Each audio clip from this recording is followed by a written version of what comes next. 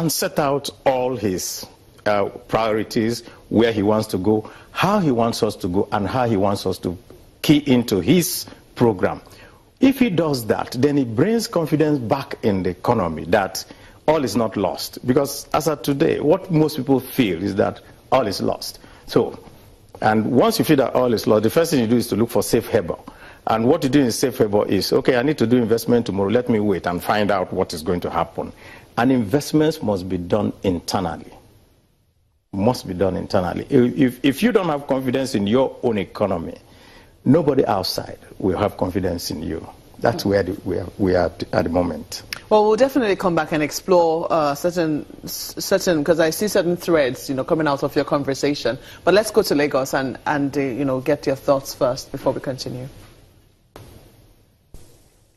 When you bring up a song like that, the thing that comes to mind is Nigerians will still think that we've seen this before. We had in times past seen some national assets being sold, and for some Nigerians they still think that this is not the way to go. How best can this really help us get out of the present situation we are, since we are in a recession?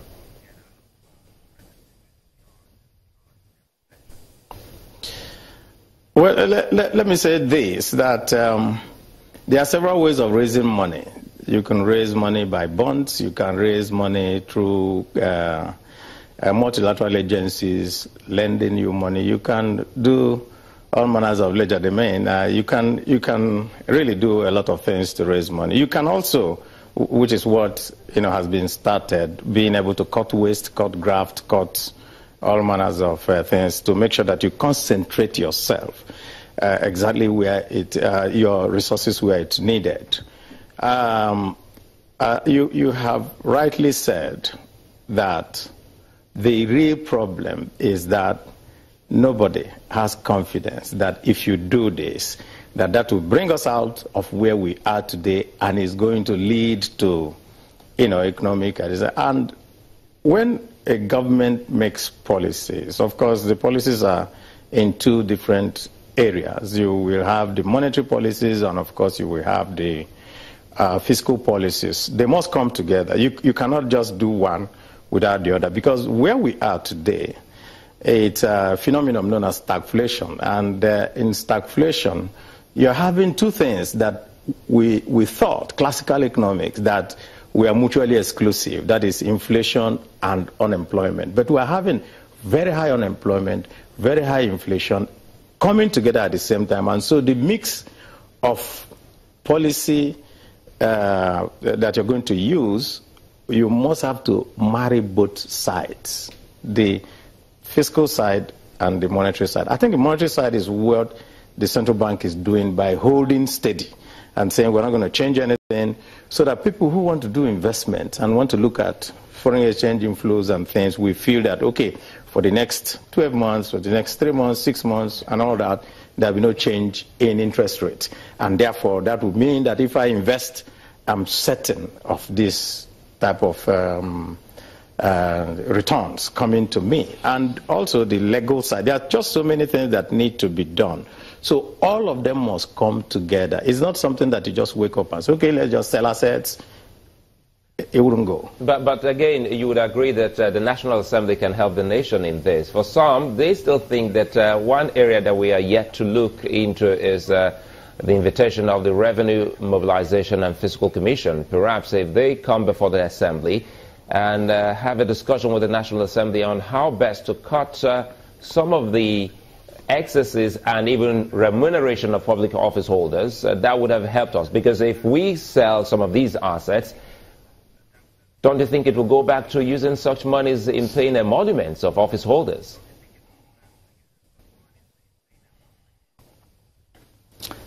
Well, I think sometimes when the conversation is around emoluments and so forth, there's there's no critical thinking that goes into it, and every time people talk emoluments, National Assembly cuts waste. How many percent of the total budget is that? If something is below 2%, 1%, and so forth, what will cutting it do to the overall problems that you have? I think that the National Assembly, what we are poised to do is to support the government to, if part of the policies of government now needs legislation, we go ahead and do it. And I'll give you just one. It was very difficult for the government of Obasanjo and the various other governments to set up a sovereign wealth fund. Eventually, it was set up. But what happened? Certain members of the same present government today fought against it, said it was not this, went to court, and went all the way to the Supreme Court to say no saving, that the law says every revenue must be shared. And so, what did we find ultimately? Ultimately, it was set up, but still mired in litigation. And so, we need to be able to change that aspect of our Constitution to give us the opportunity or the right to be able to set up such a... It was set up quite all right. But then, those who were against it, those who fought vehemently against, those who went to court, are those who are also saying today, oh, no saving was done, oh, we frittered away everything. And so you can see the irony in it. When you're outside and you're not inside government to see the various problems that emerge, it's easy to shout and scream and want to bring everything down. Because for whatever policy that you make, it has an effect on another part of the economy. And that's why we suggest that everybody comes together. And everybody can only come together if there's a discussion between the various arms of government. As at today, only the executive side is making pronouncements, and there is... Senator Abaribe, if I may come in here, you've talked about the legislature supporting the plans of the executive. I know you mentioned something about emoluments, how much percentage is it of the entire budget, but a lot of Nigerians will not take your side on that one. But let's leave that and look at the support you talked about for the executive, as in legislating. Now, there are those who will argue that, yes, you support the executive in legislating, but the Petroleum Industry Bill is one law or one bill that has been in the National Assembly going back and forth and has not seen the light of day. And that would help to bring more investment in the oil sector, even though we're talking about diversification. How quickly would the National Assembly legislate in supporting the executive if they're ready to move forward?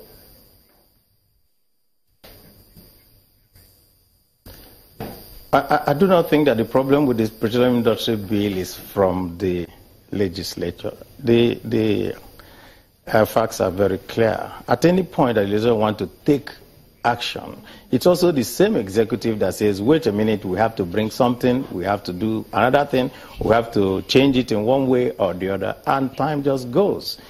If you recall, when this 8th Senate came into existence, part of what the Senate President said was that we're going to take the PIB, break it into bits, and pass it so that you won't say that you're passing one whole legislation of more than 600 pages and nobody will understand it.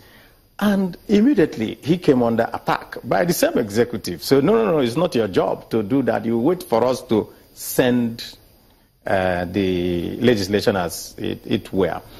Because under our rules, at the end of the session of any legislature, you have to start everything de novo. That is part of what we also want to amend in the law. So that things that we have done halfway, we can just start from there and continue and not say start all over again. So, well, Senator, we have run out of time. I was hoping that we'll be able to explore how corruption allegations is causing fear, perhaps, and also look at Dangote's call. But I'm afraid we've run out of time. We have to thank you so much for coming on Sunrise Daily. Thank you, my pleasure. We've been speaking to Senator Enyinnaya Abaribe, who is the Senate Chair on Power, Steel, Development and Metallurgy. It's a mouthful. But Sunrise Daily will continue in just a moment. Do join us again.